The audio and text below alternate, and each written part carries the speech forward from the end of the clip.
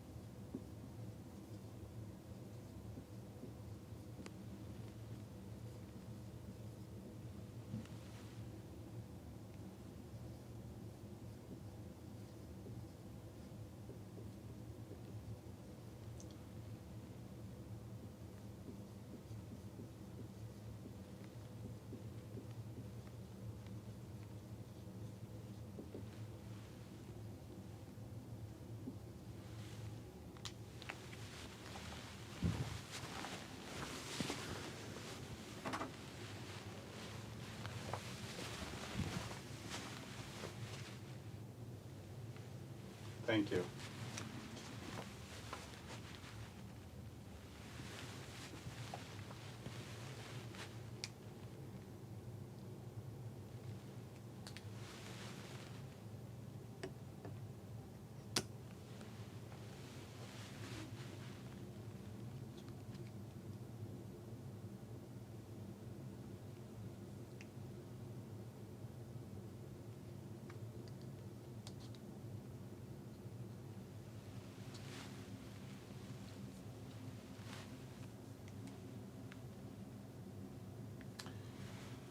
Okay, so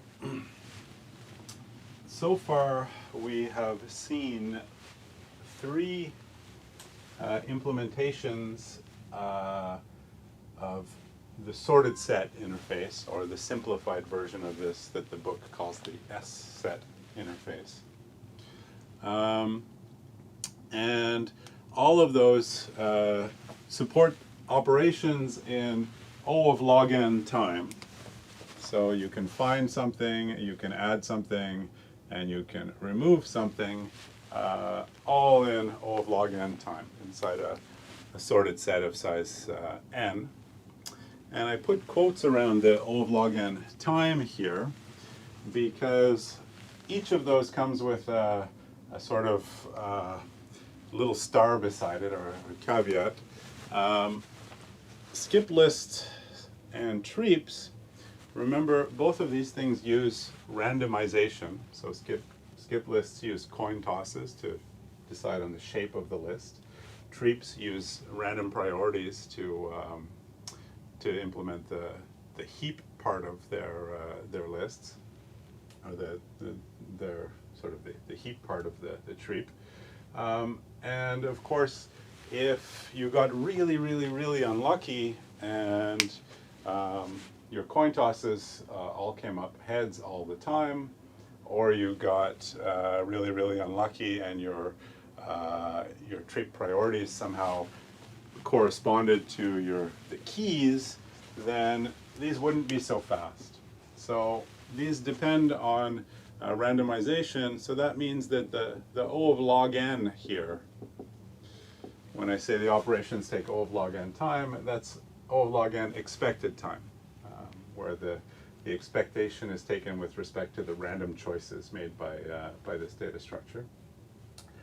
The scapegoat tree is another one, but if you remember it does this partial rebuilding operation, where it sometimes destroys a whole subtree, and actually occasionally it destroys the entire tree and rebuilds it entirely.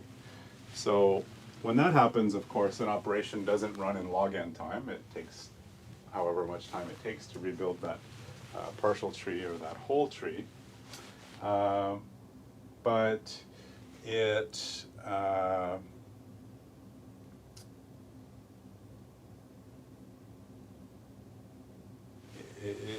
we analyzed, we did this amortized analysis of it, and saw that, yeah, on average, that rebuilding only takes an average of log n time per operation, though some operations take longer. And so when we say O of log n here, we mean amortized time. So when we average over the whole sequence of add and remove operations, that if there's m of them, then it's something like the total time is m log n, not that each individual one is guaranteed to run in log n time.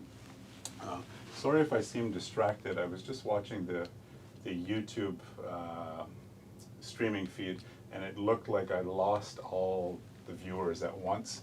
I thought something crashed, but it seems to have come back now. Maybe one of you can post something like that says hi there to indicate that you're still there. But regardless, I'm going to teach anyway, like I promised.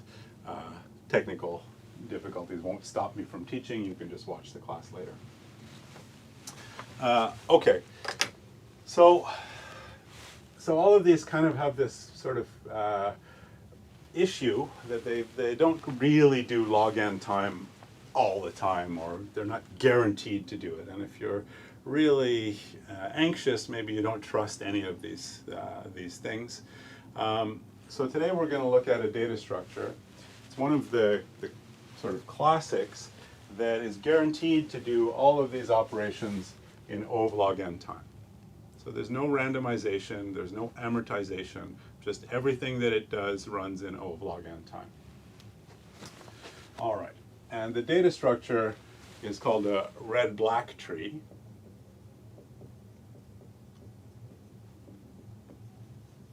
And if you look at the usual implementations of the C++ standard template library, or the usual implementation of the Java collections framework, the sorted sets that are in there, so in C++, those things are just called sets.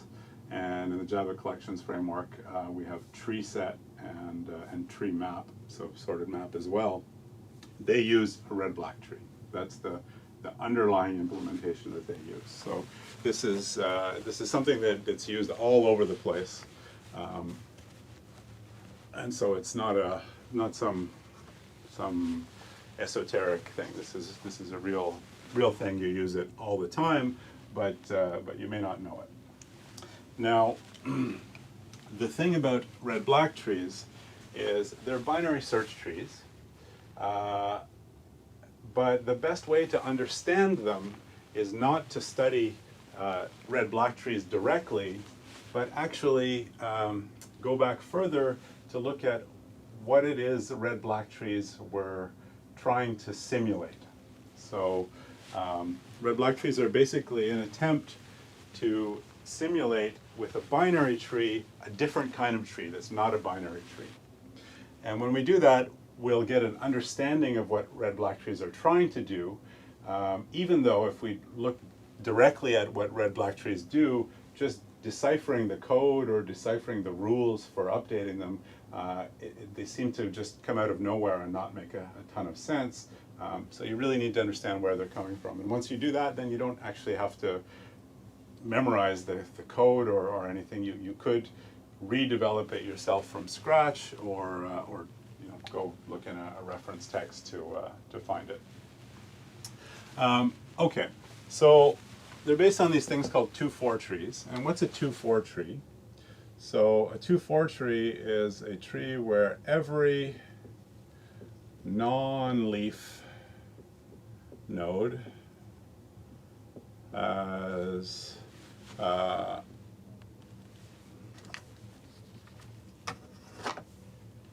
switch to a better marker, has 2, 3, or 4 children. That's where the 2-4 comes from. And every leaf has the same depth.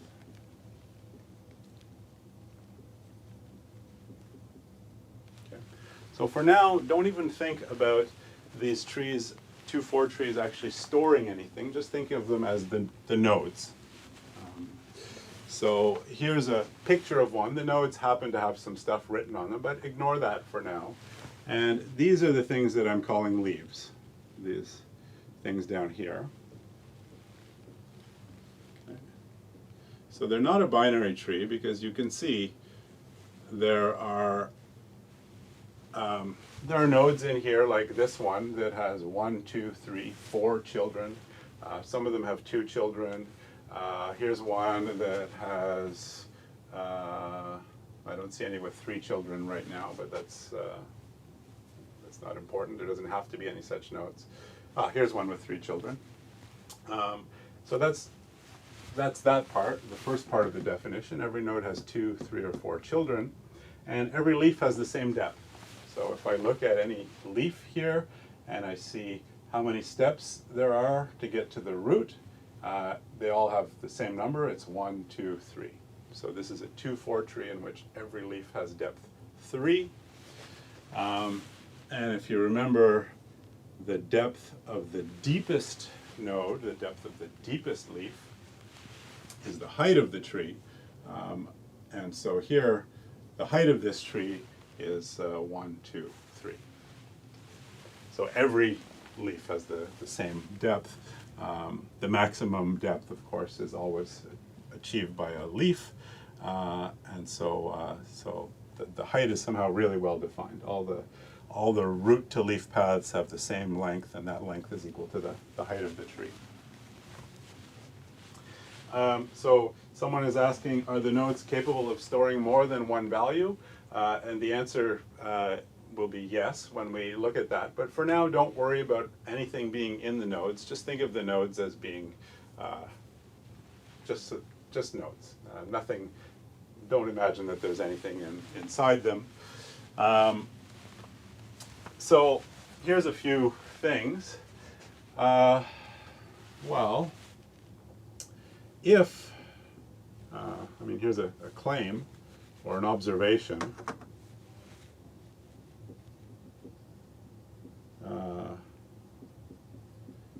If a 2-4 tree has height h, then it has at least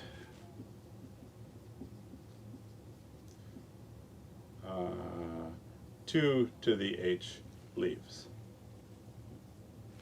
Okay. Why is that? Well, just start counting. If the height of the 2-4 tree is 0, that means it only has a root. And it has then, the root is also a leaf, and so there's just one node, in which case it has one leaf, which is 2 to the 0 leaves. On the other hand, if the height is 1, or if it's bigger than 0, then the root has 2, 3, or 4 children. In particular, it has at least 2 children. So that means at this depth 1, there's at least 2 nodes. And if the height is bigger than 1, then each of the nodes at depth 1, there's at least 2 of them, has at least 2 children. So that means here, there's at least 4 nodes. And if you continue this way, you'll see that if you go to depth I, you'll get at least greater than or equal to 2 to the I nodes, until you go all the way to depth h, which is the height of the tree, and then you get at least 2 to the h nodes. So that's all the leaves of the tree. So here this thing has height 1, 2, 3. So this guarantees that the number of leaves in this tree is at least 2 to the 3, which is at least 8. And there's actually much more than 8 here. And why is there much more than 8? Well, there's much more than 8 because some of these nodes have more than 2 children. And we see that you can really only achieve 2 to the h when every node that's not a leaf has exactly 2 children. Otherwise, you end up with more leaves. Okay, So another way of saying that, it's the same thing, is to say that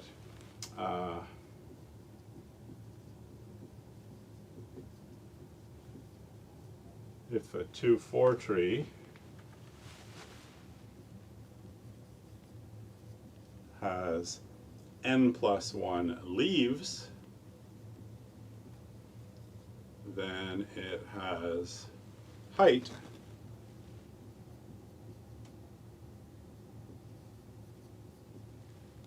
at most log base 2 of n+1. Okay.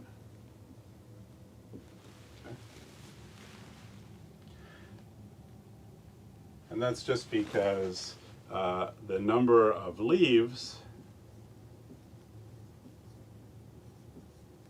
which we're calling n+1, that we're saying that that's bigger than or equal to 2 to the h. And if we take the logarithm of both sides, the logarithm of 2 to the h is just h. And on this side we get the log of n+1. So the height, h, is less than or equal to log of n+1. Okay. So just from this simple definition, we see that a 2-4 tree that has n+1 leaves doesn't have height more than log of n+1.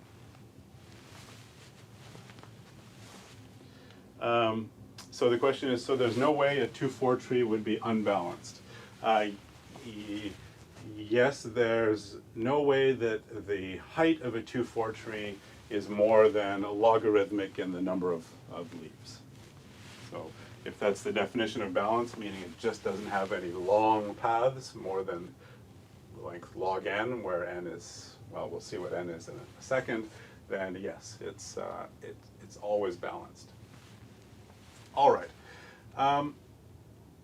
So let's think about 2-4 trees and as a data structure now for implementing a sorted set.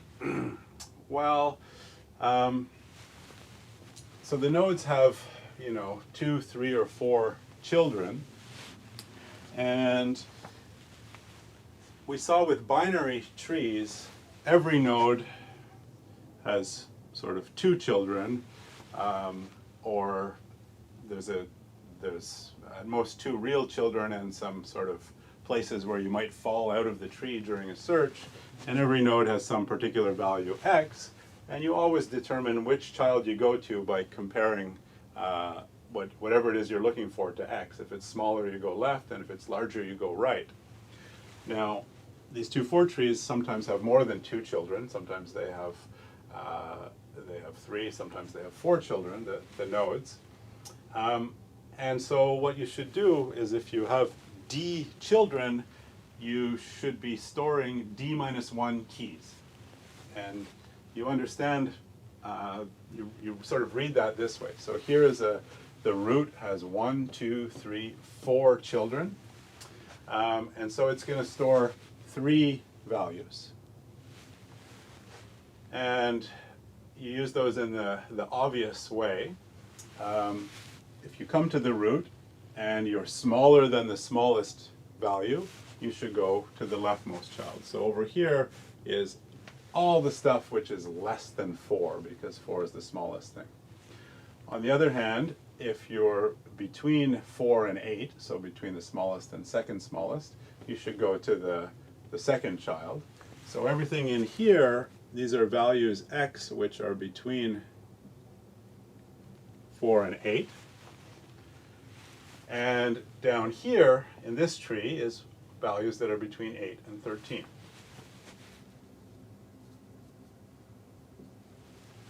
And then finally, if you're bigger than 13, you should go over here.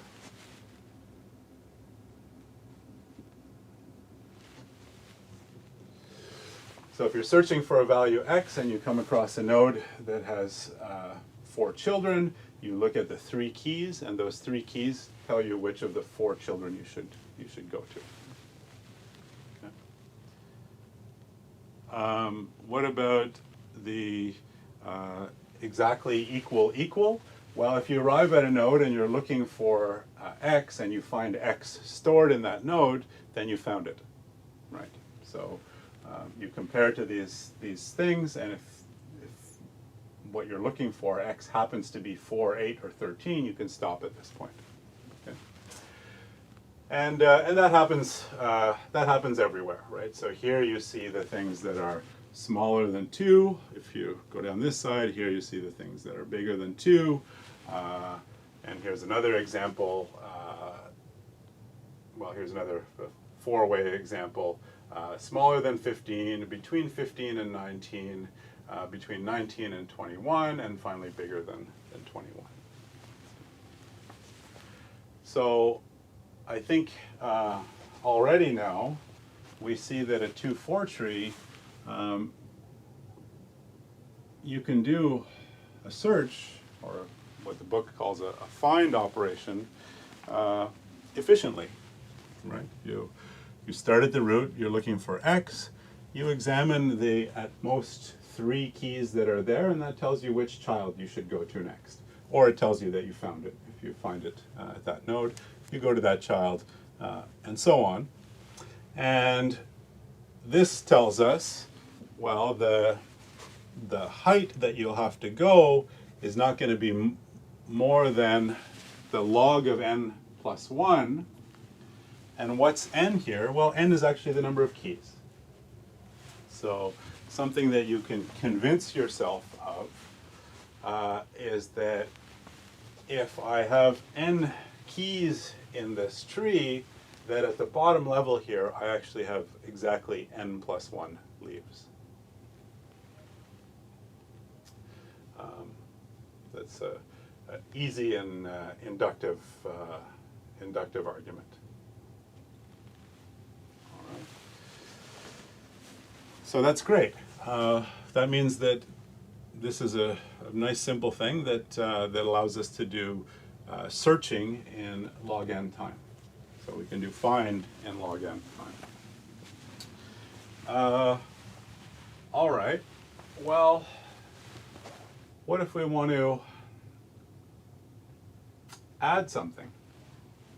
So, for instance, what if I want to do something like add, oh, I don't know, let's do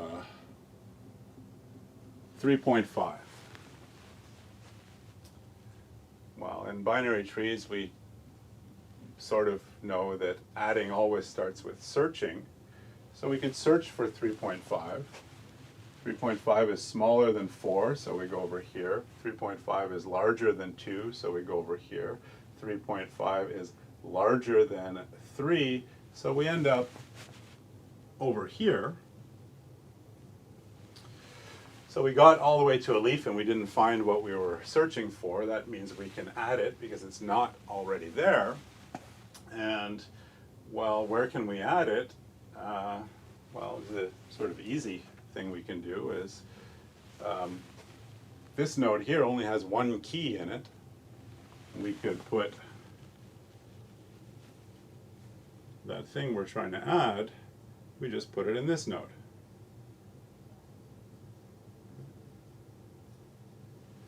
It had only 1 key and 2 children before. We add another key, so now instead of having 2 children, it has 3 children.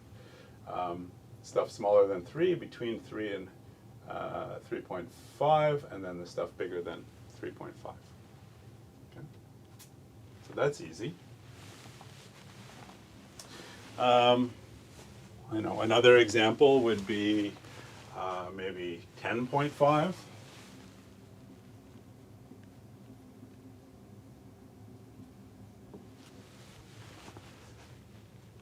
So for that we go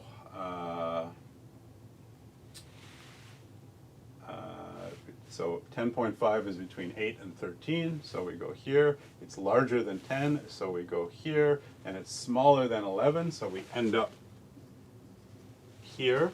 We didn't find it, so we can insert it. Where can we insert it? Well, the last node that we visited only had 2 keys in it, so there's room for 1 more. So that's all we do.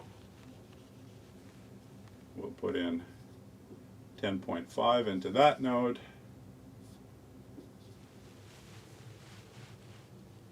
And then we're done. So actually, even this process of these two insertions that I just did should already be convincing you that the number of leaves is directly related to the number of keys, right? I just added a key, and each time I did that, the leaf got the node that contains that key got an extra leaf child, exactly one new leaf child for the key that I added. So indeed, if n is the number of values or keys stored in this thing, then the number of leaves is always going to be n plus 1. All right, so someone asks a good question. What if we want to add 18.5? That's an excellent question. So let's see what happens if we want to add 18.5. So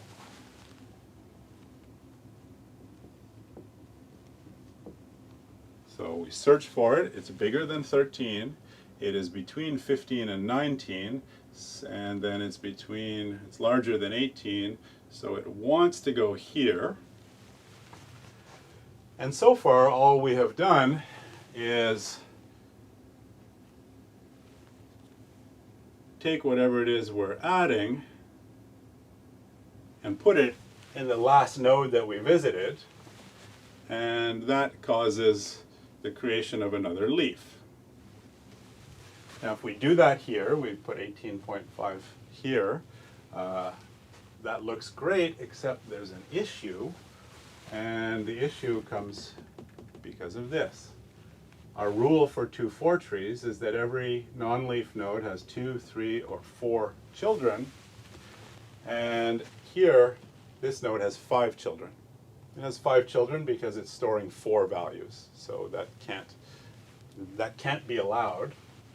So we have to do something. This isn't going to work like this. So what do? Well, we can take this node and split it. So right now we have 4 values stored in this node. That's too much. The node has 5 children. That's too much. So let's split it into 2 nodes with let's say 3 children and 2 children. So let's give ourselves some room to work. We have 16, 17, 18, and 18.5. We want to split that into 2 nodes. And let's put maybe 16 and 17 here. Let's put 18.5 here.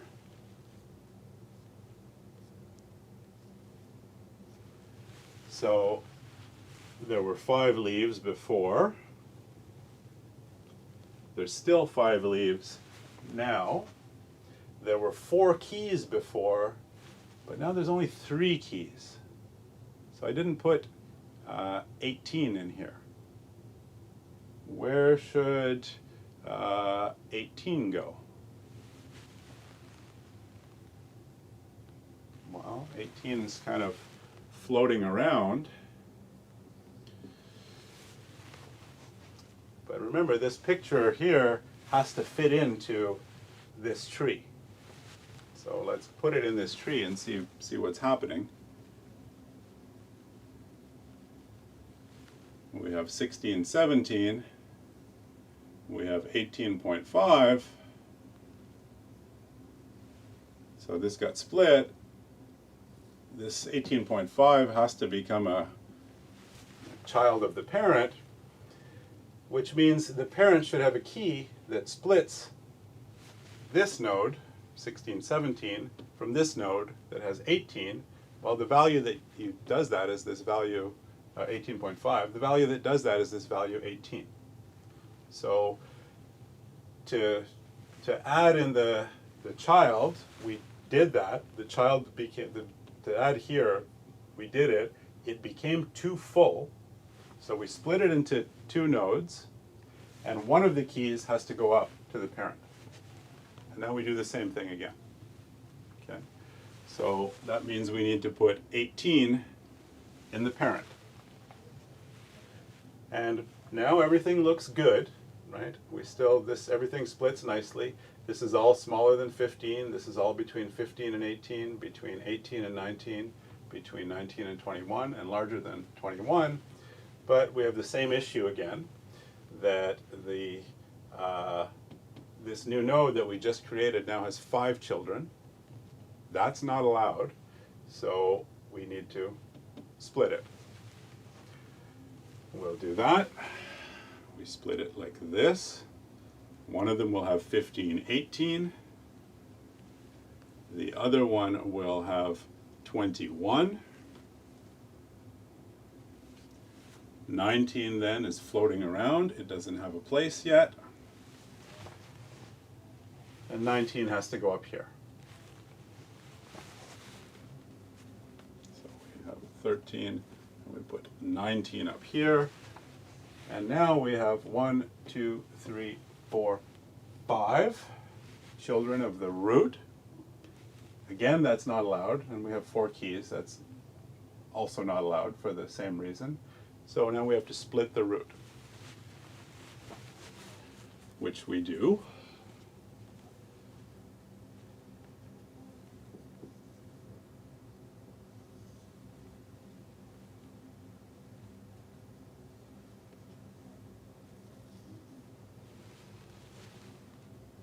Exactly the same way. So we had 5 things. We had 4 keys. We take the third one and lift it out, and that splits these things up. But now we just split the root. We have a tree that has 2 roots, which isn't a tree then. A tree is only supposed to have 1 root. But we have this extra key floating around. So it becomes the new root, and its 2 children are these 2 things. So what happened there? We inserted into a node that was full, meaning it already had 3 keys. The thing that we put in it made it a 4th one. We had to split it. In this case, that meant that the parent became full. We had to split it. That meant that the next one became full. We had to split it, and so on, right up until the root. And when we split the root, we had to add. We created a new root. So this is the sort of extreme example, and someone points out that it's tedious. But actually, and it is tedious, of course, to do this by hand, but that's actually a pretty rare thing to happen, right? You see that we did 2 add operations before that where nothing exciting happened except going to a leaf and just inserting the thing there. And now, let me get this clearer. And now, actually, if you look at anything that I add, there's not going to be a big problem like that again. In fact, if you study these things carefully, you can actually prove that on average, in an amortized sense, the number of splits that you do is actually only a constant for each add operation. I don't think we'll bother to prove that, but it is a fact about these things. Okay, right, so you see now whatever I add, the worst thing that possibly happens is I add something down here, in which case I have to split this, but that split is going to stop again at the next level. So is it always the 3rd key that gets taken out and moved up? Well, you can choose whatever you want, right? So here we took 18, which means then, so the 3rd key which means the left child ends up having 2 keys and the right child ends up having 1. You could have also done it the other way, taken the second key, in which case the split would lean more to the right. But either of those two works equally well. Okay. Good. So that's how you add to one of these things. And I think you can see, well, so the height of the tree is only log n. And this add operation goes down the tree once, finds a place to add this thing, puts it in, and then possibly goes up the tree once doing splits as it goes up until it gets a node that it doesn't need to split. But that's only log n plus 1 steps down and then log n plus 1 steps back up. So that also runs in O of log n time.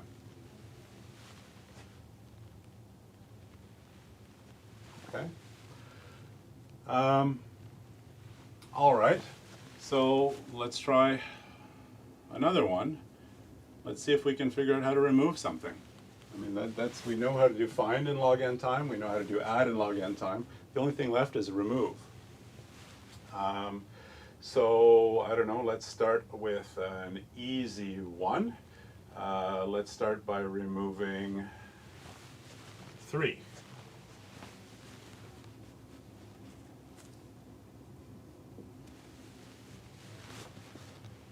So if we want to remove 3, we find it, and in this case we find it in a bottom level node, so not a leaf. The leaves have nothing in them, but just one up from the leaves.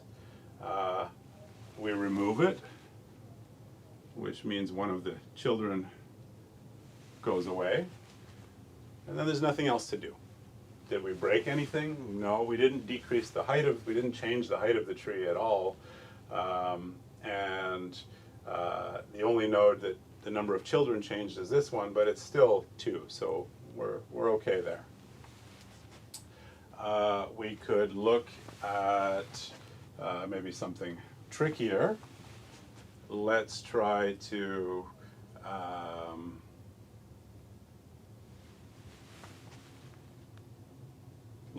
remove 9.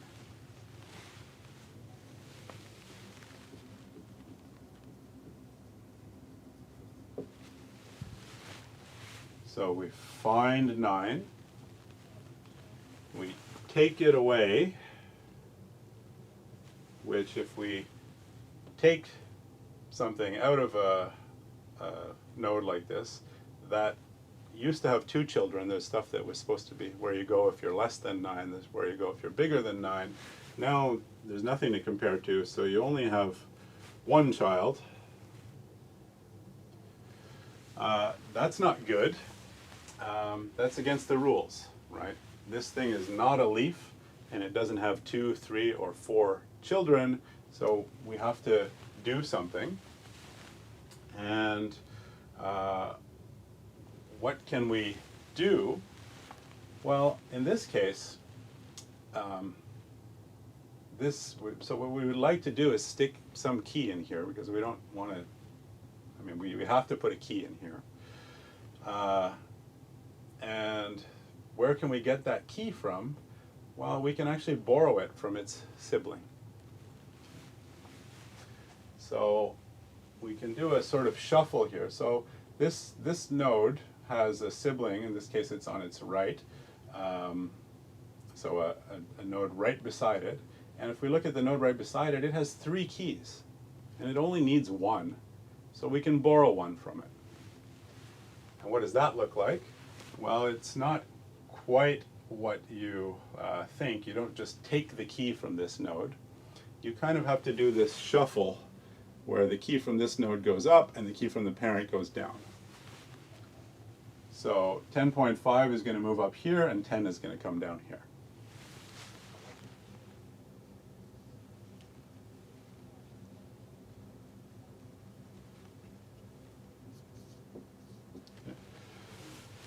So,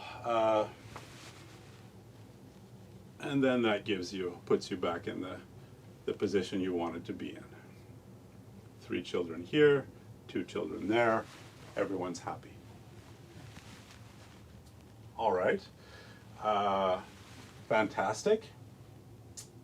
So that seemed easy. Let's try another one that's not so easy. Remove 5.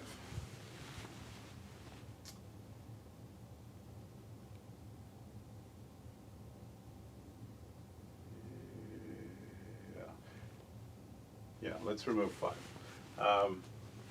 So we search for it, we find it, we take it away. Now we have a problem because there's no key in this node, which means it has only one child. We say, well, we learned that we can try and borrow from our sibling, but if we look at our sibling, it has only one key, so if we borrow it, then that's just shifting the problem somewhere else. So what we should,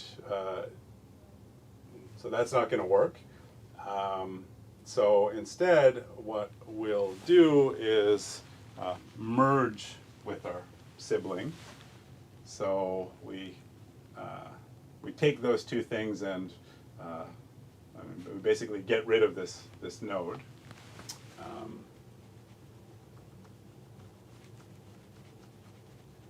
So we get this. And now we have a problem up here, which is that this node doesn't have two children. Okay. So what can we do? Well, it means we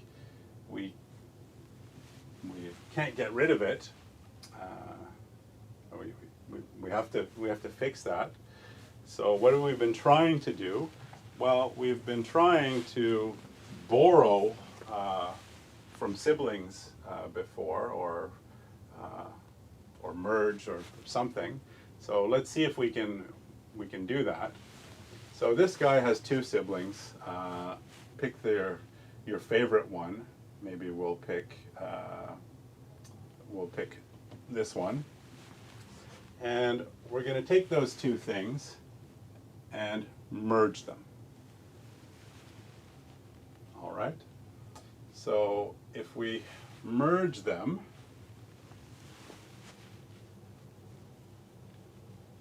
we will get a node that has 6 and 10.5.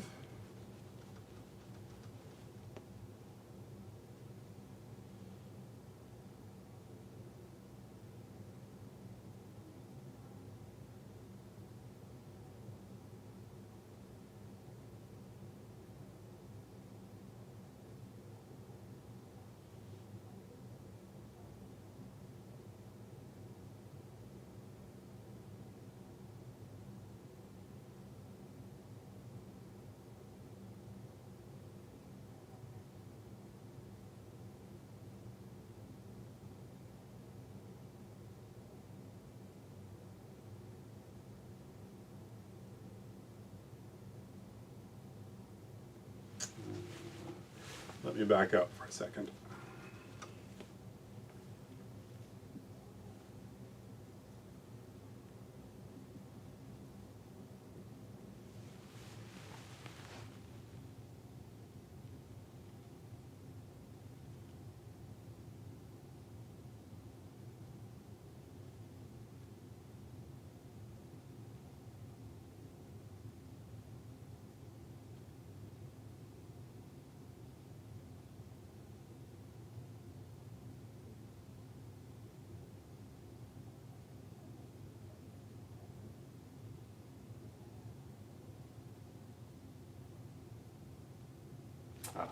Okay.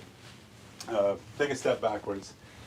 So remember what we did here when we removed the last value from here? We borrowed from its sibling. So let's do the same same thing here. It's a step that I forgot about. So from here we want to get, let's do exactly what we did here. So borrow from this sibling. So the 7 goes up, the 6 comes down.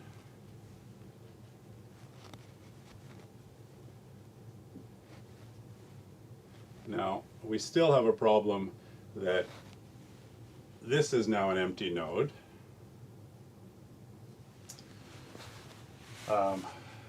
So this node that has 7 in it has nothing in its, nothing down here. So that shouldn't be the case. So now we merge it with its sibling. So these two nodes become one. Think of this as 7 being in here. There it is. This goes off to 6. Between 7 and 10.5 is down here, and bigger than 10.5 is still over here. And now, well, there's this sort of node that went away because these two things, the node that used to be here merged with this one. So these edges collapse. And there's too many keys here now, right? There's 1, 2, 3 keys, and only 2 children. So what should happen to the extra key?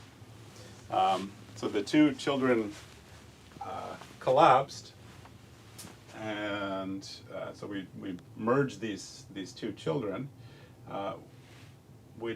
Why did we merge them? Well, we merged them because one was had this node in it, and the other somehow we couldn't borrow from it. So we'll put this key, move this key down into here. So the key for 8 goes down into here.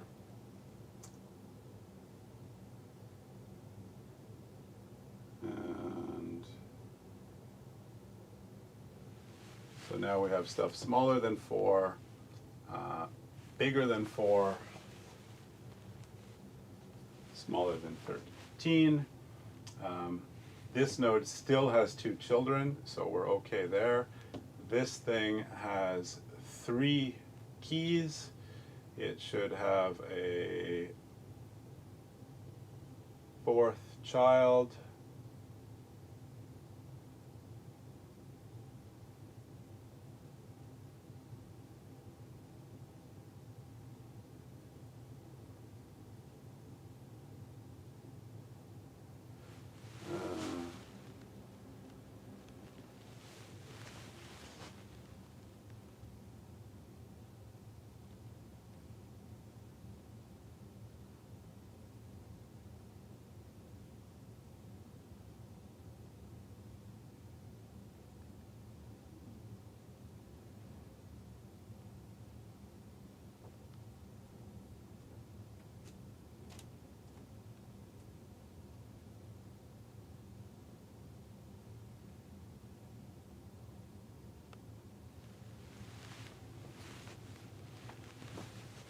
Give me 1 minute.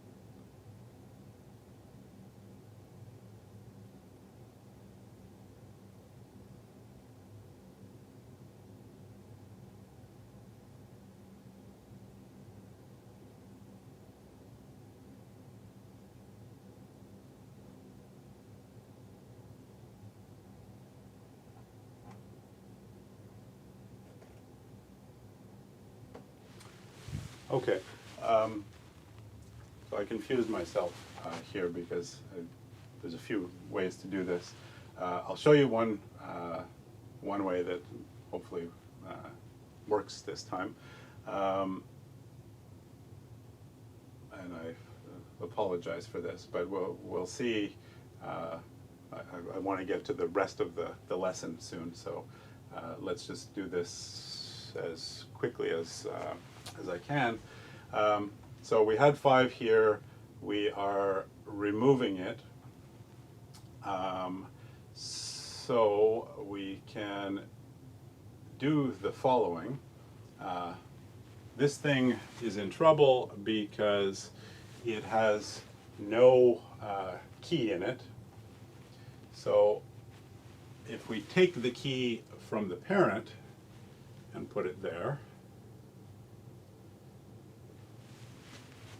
that's okay. But now the parent is in trouble because it has no key in it. What can we do for the, where can we get a key for this thing? Well, we can take it from up here. Okay. So we, well, we can either, yeah, so we take it from up here. Which key do we need to take? Well, it should be the one that is, that's gonna work for us. So actually, let me be really quick.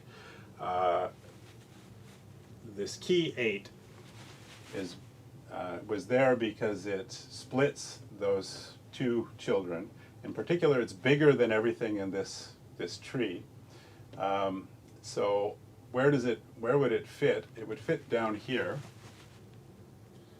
So we put it down there.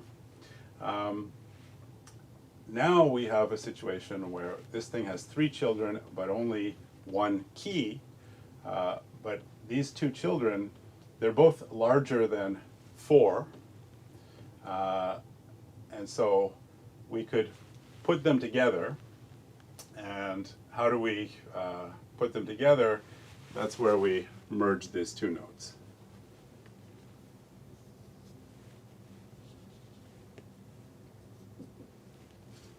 Okay, so then we get, I don't know, a thing like this, which again is wrong. So I'm gonna ignore that and pretend that this worked out. I apologize. I forgot how remove works. There's borrowing and merging, but I've forgotten exactly what the rules are. So maybe I can discuss it next class for 5 minutes at the beginning of class once I've remembered it. But the sort of main thing is it involves borrowing, and sometimes it involves merging. And this merging, taking 2 nodes that are siblings and making them into 1 node, reduces the number of the number of children in the parent, which may mean that it only has 1 child. And this may go on all the way up to the root. And when that happens, when the root has only 1 child, then the key there's no more key at the root, so that's when the height of the tree decreases. In the same way that when you add, sometimes nodes get split all the way up to the root and the height increases. When you remove, sometimes nodes merge all the way up to the root and the height decreases. Okay, so let's pretend that works for now. Let's not leave this tree broken. Here we had 7, 5, 6, 5, 7, 6, and 8. That's what this looked like. Okay, let's ignore that for now. What I really want to get onto is the relationship, or the definition of red-black trees, and the relationship between red-black trees and 2,4 trees. So here's the definition of a red-black tree. It's a binary tree.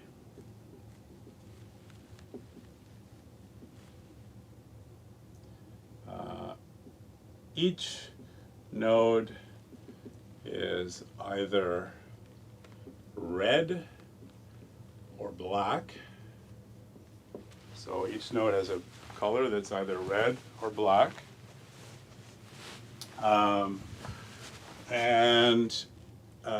So that's one of the rules. Other rule is each red node has a black parent.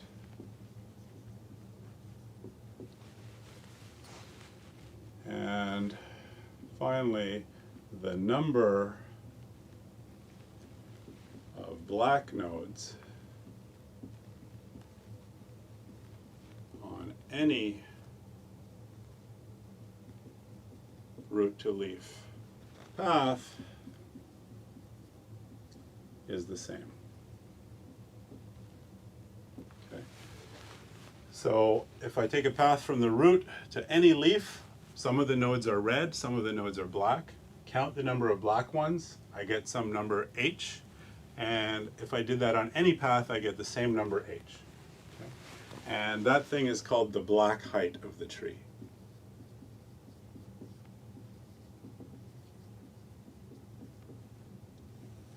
So let's try and draw an example of one of these things. Each node is either red or black, but each red node has a black parent. So that means that the root, because the root has no parent, it can't be a red node, because if it has no parent, it can't have a black parent. So we have a black root.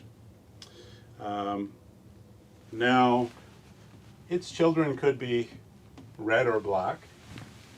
So let's make one red, and maybe the other one black.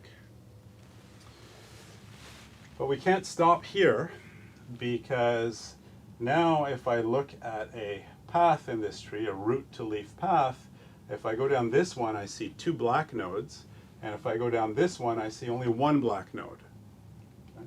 So this rule says that I have to see the same number of black nodes whether I go down the left side or down the right side, which means that there has to be more black nodes over here on the right side, and actually the children of this this red node, they have to be black, because no red node is allowed to have a red parent, right? Every red node has to have a black parent. So in particular, the children of this red node should be need to be black. Okay? So we could stop here and see if this satisfies what we need. Every node is red or black, yes. Every red node has a black parent, yes. There's only one. The number of black nodes on any root to leaf path is the same. It's called the black height. Here I see 1, 2. Here I see 1, 2. Here I see 1, 2. Okay? So this is a good red-black tree. And just like we did here, it'll be helpful to put on these sort of extra, what we call external nodes, that don't store data. You imagine there's all of these leaves hanging off of here. Everywhere there's room for a leaf, you stick one on there, and you can think of those leaves as black if you like. And let's draw a more substantial example.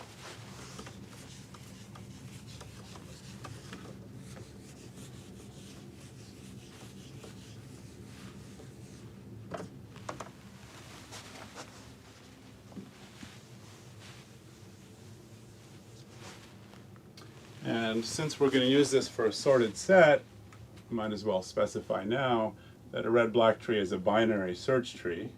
So we're back in the familiar world that we're used to. So we have to have a black root. The children of that thing can be either red or black. I don't know, let's make one red, the other one black. The red one has to have black children. The black one can have children of either color. Maybe here. And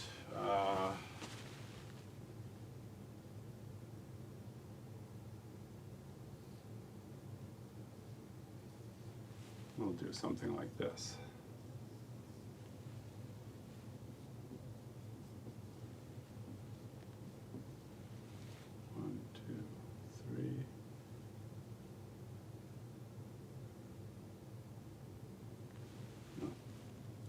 There, there, 1, 2, there, 1, 2,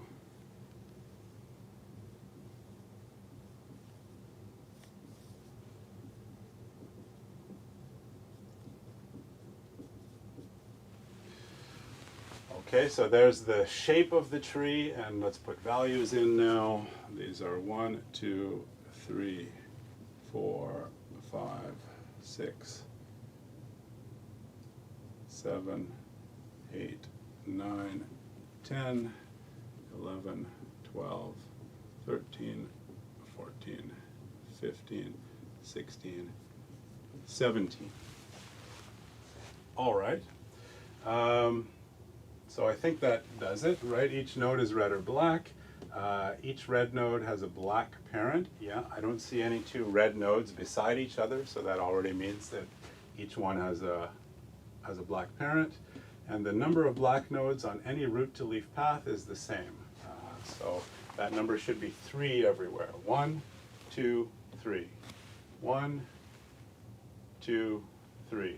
1, 2, 3. 1, 2, 3. 1, 2, 3. 1, 2, 3, 1, 2, 3, 1, 2, 3, and 1, 2, 3. Okay. So in this tree, the black height equals 3.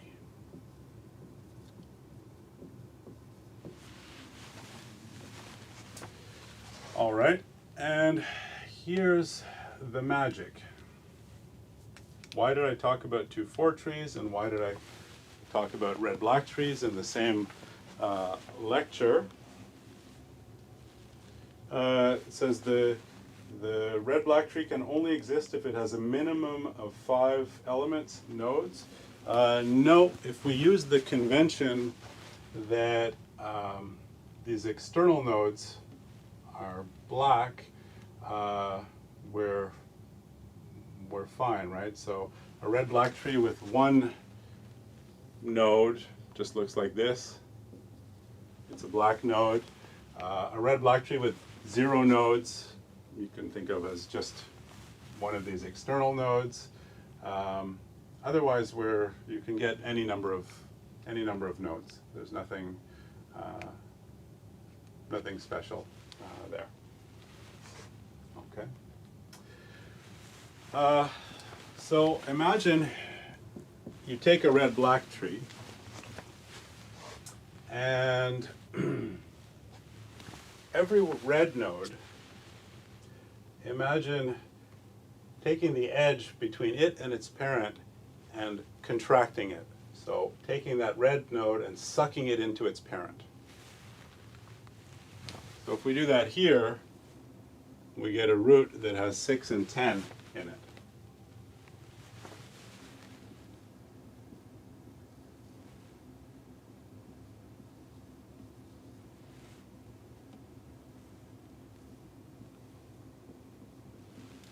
So when we suck 6 into 10, we get a node that has 6 and 10, and the children there are correspond to these 3 edges. So let's just draw that this way. Now, of course, the children of that thing, they're all black. Why are they black? Well, because they didn't get sucked into their parent. So they're all black.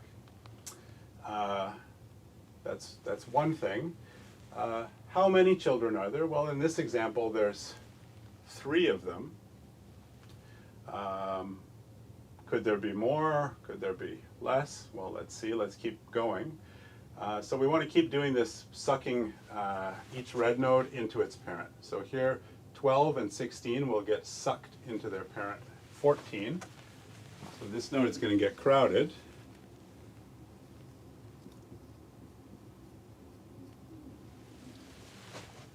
So these guys all become one node.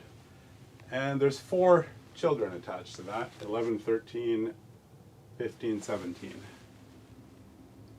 11, 13, 15, 17.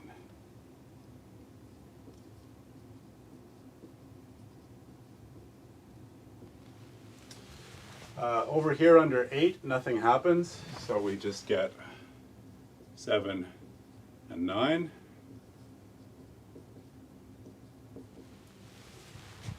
But under 4, again, this 2 has to get sucked into its parent 4. So we get 2 and 4 together here.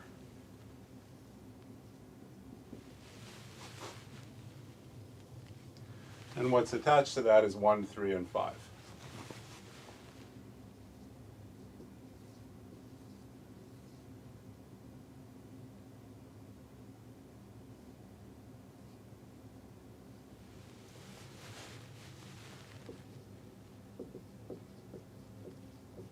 Now, does this tree on the right look like anything we've seen before?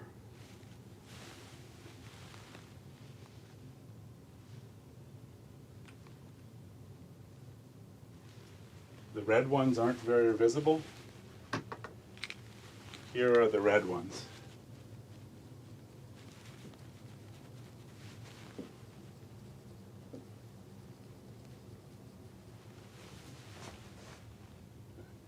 Where do they end up? They end up here, here, and there. Now, does this tree on the right look like anything we've seen before?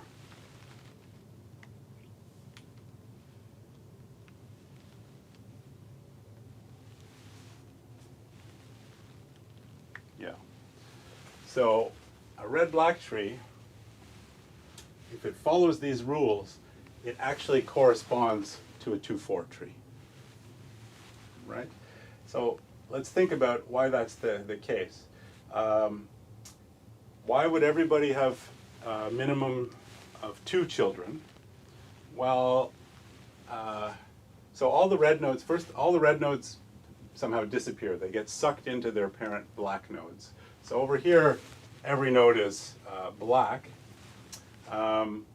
And so why would it have at least 2 children? Well, because every node over here has at least 2 children. Why does it have at most 4 children? Well, look at a node that shows up over here like this one. This one has 4 children. How did it get those 4 children? It got those 4 children because it corresponds to this black node, 14, that had both of its children were red. And that means, well, its 4 grandchildren become the children of this new node over here.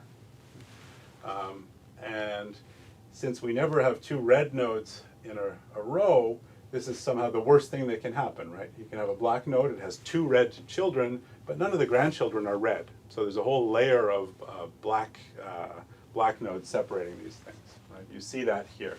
Each time we circle one of these to make a giant node, everything attached to it is only black nodes.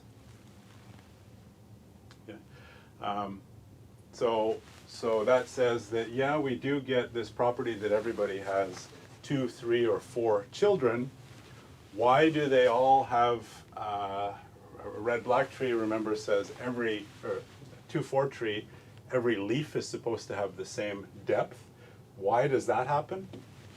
Well, we have this property of red-black trees that says the number of black nodes on every root to leaf path is the same. That's called the black height. And well, that means that over here in the red-black tree, we walk and we see some number of black nodes, exactly the same everywhere, and some of those nodes some nodes may or may not be red as well. So the depth of every leaf is not the same, but the number of black nodes that we see along every path is the same. But over here in the 2,4 tree that corresponds to this, those black nodes are really nodes, become nodes in the 2,4 tree. The red nodes disappear. They get sucked into those black nodes. So those are just nodes in the 2,4 tree that have more keys than just one. So since we see the same number of black nodes on every path here, that means we see the same number of nodes on every path here. So all the leaves have the same height. Everybody has 2, 3, or 4 children. So this thing is a 2,4 tree. Okay. All right.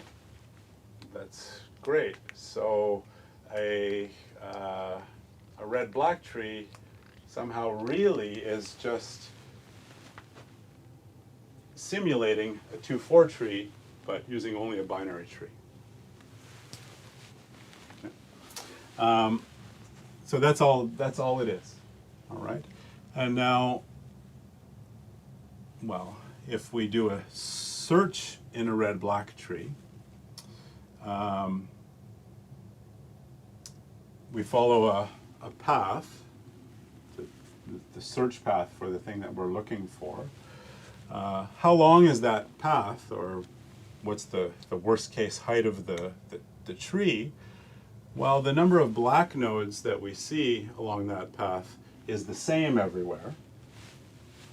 And that's actually the height of the corresponding 2,4 tree. So the number of black nodes that we see when we search along this path is at most log of n plus 1. That's the statement we've proved about 2,4 trees, is that if they have n plus 1 of these external nodes, these leaves, which is what happens when they have n values stored in them, then their height is at most log of n plus 1.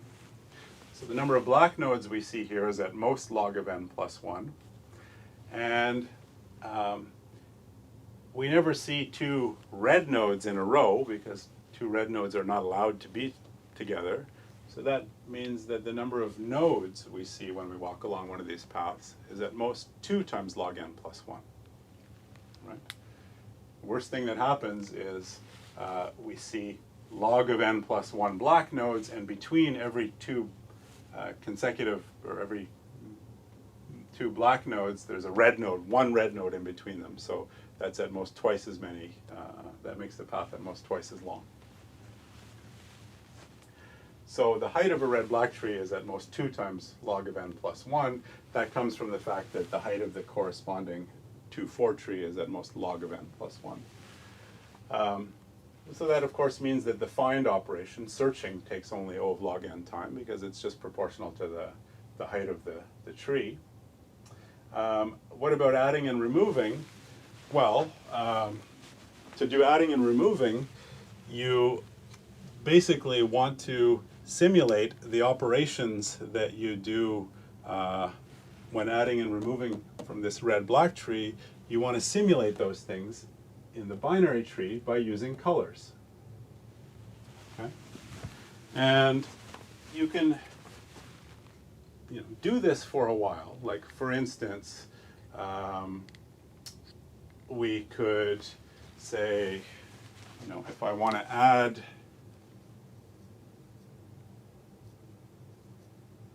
I don't know, like 9.5.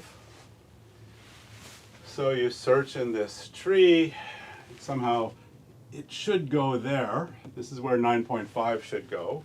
What would be happening in the 2,4 tree? Well, 9.5 should go here. So you get 9 and 9.5 in this node. What's the corresponding operation over here? Well, that's just to make 9 have a red child. So 9 is black. You make 9 have a red child, which contains 9.5. Right? Because then, if you imagine the way the correspondence works is these two things will get slurped together and they become this one node over here.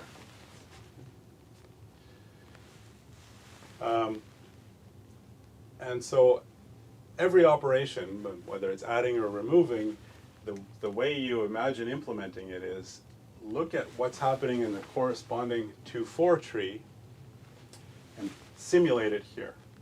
So for instance, adding an extra value to a node in the 2-4 tree is somehow attaching a red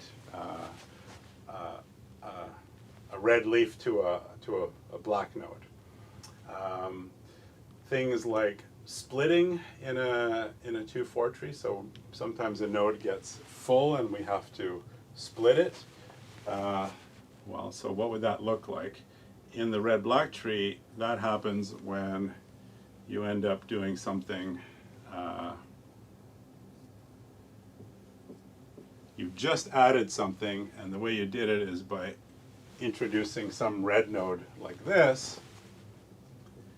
And now if you imagine, so it's not allowed, you'll have to fix it, but if you imagine this operation of slurping all these together, that's just like you created, you have this black node, or this node in your 2-4 tree, which has 1, 2, 3, 4, 5 children. It has 1, 2, 3, 4 keys, and you want to split it. Well, how would you split it?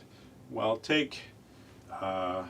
could try and take this thing, make this red, make these two black, this one stays red,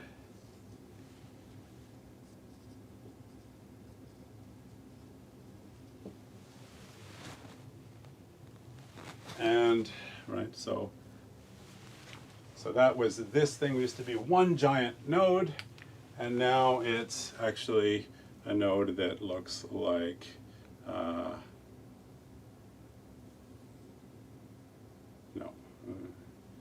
it's a node that looks like this now. It's two nodes now. This one and this one. Right? So a node with 5 children became 2 nodes, with one with 2 children, one with 3 children. And then there's that extra, this became red, so that may cause a problem with the parent, because that sort of has to happen, because you just, over here in the 2-4 tree, you split this node, so maybe the parent has too many children now. You may get 2 red nodes in a row up here, and you need to do a similar thing. So you study these operations in the 2-4 tree, figure out how to implement them all in do exactly the same things in the red-black tree, or in this context of the red-black tree, and eventually it all has to work, because there's nothing magical happening in the 2-4 tree that you can't simulate in the red-black tree. It's just a question of how complicated the code is, so how difficult that simulation is, and it turns out, unfortunately, that it gets complicated. So let me just show you a code sample. It's not even a code sample. It's actually,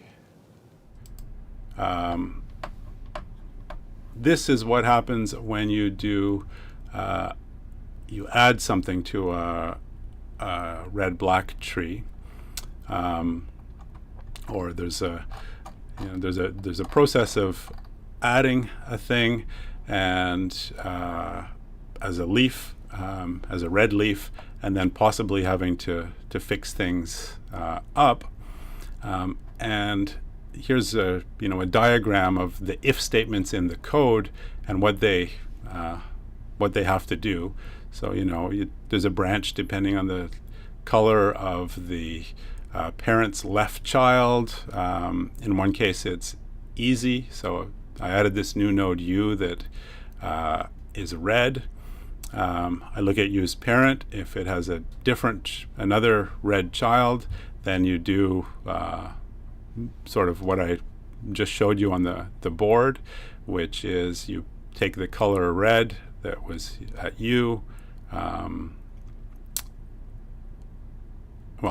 you're done. So anyway, there's a whole bunch of cases to analyze. They're long, impossible to remember. Every time somebody implements a red-black tree, they do it differently. And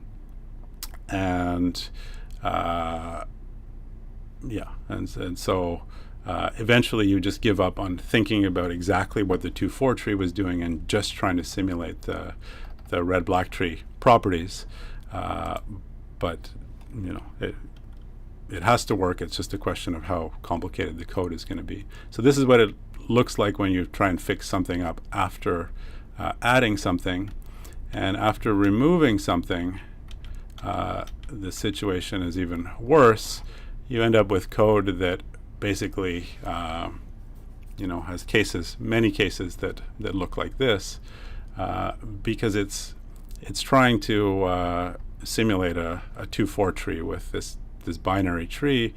And with a binary tree, there's all kinds of annoying issues, like those degree 3 nodes in a 2,4 tree. They could either be a black node with a red left child, or they could be a black node with a a red right child, and you have to somehow take care of all those things. Okay. So you can look in the textbook if you want the code. I will just maybe finish by saying the statement is on camera. So the statement of the final thing is red-black trees implement all the sorted set operations, at least add, remove, and find, and they do so in O of log n, worst case time per operation. So there's no randomization. There's no amortization. Unfortunately, they're complicated to implement. Maybe doubly unfortunately is they're also really efficient. Even though they're complicated to implement, and there's lots of rules and they're tough to debug, they tend to be one of the fastest balanced binary search tree data structures.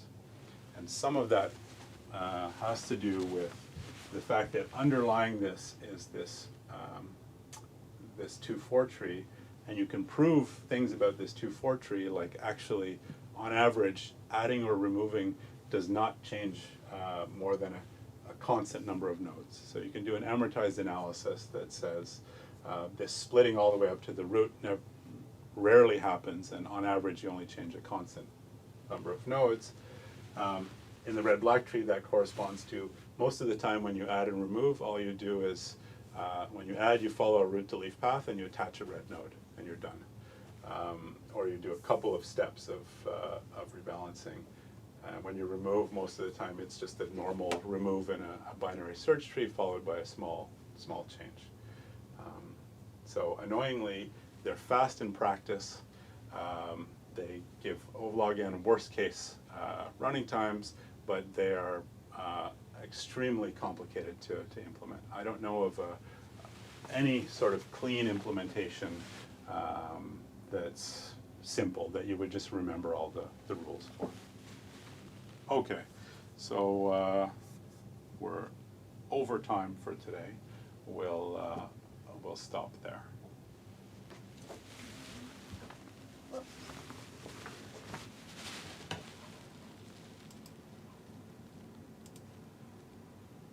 Okay, good.